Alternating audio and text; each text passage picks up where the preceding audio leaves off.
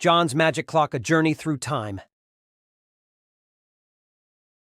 My name is John, and I'm an ordinary schoolboy who loves history. One day, while walking through the forest near my home, I stumbled upon an antique clock with elegant golden hands and mysterious symbols. The clock looked magical, and I couldn't resist the temptation to wind it. As soon as I turned the winding key, the clock glowed brightly, and a dense fog surrounded me. When the light dissipated, I found myself in an entirely unfamiliar place. Instead of the familiar forest, I saw a medieval town with narrow streets, wooden houses, and people in old-fashioned clothes. Puzzled but intrigued, I began wandering the streets.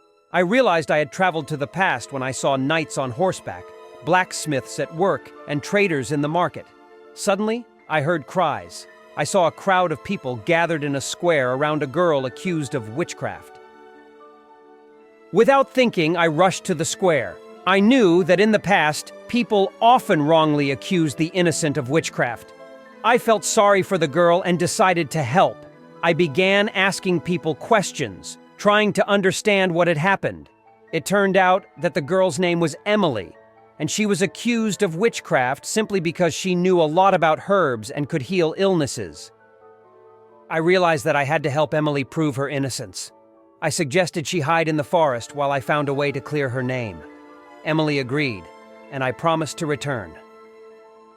In the forest, I found a secluded spot where Emily could hide. We sat under a large tree, and I started a conversation. "Emily, tell me more about yourself. Why do people think you're a witch?" I asked, trying to understand her situation. I've always been interested in herbs and plants. My grandmother taught me how to use them for healing, but people fear what they don't understand. A few people recovered after using my remedies, and someone decided I must be using magic.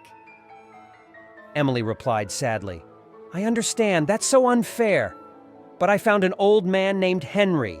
He says there's a book of spells in the forest that can show the truth about you. If we find it, we can prove your innocence," I said, trying to give her hope. Do you really think it will work? Emily asked, looking at me with hope in her eyes. "I'm sure of it. We just need to find that book," I replied. Together with Emily, we set off to find Henry. The old man was glad to see us and explained that the book was hidden under an ancient oak tree. After a long search, we finally found the tree and unearthed the book. Henry read the spell, and before us appeared a magical projection showing Emily helping people with her knowledge of herbs. When we returned to the town and showed the projection to the people, everyone was amazed. The accusations of witchcraft were dropped, and Emily was freed. People began to respect her for her knowledge and skills. Thank you, John. I don't know what I would have done without your help.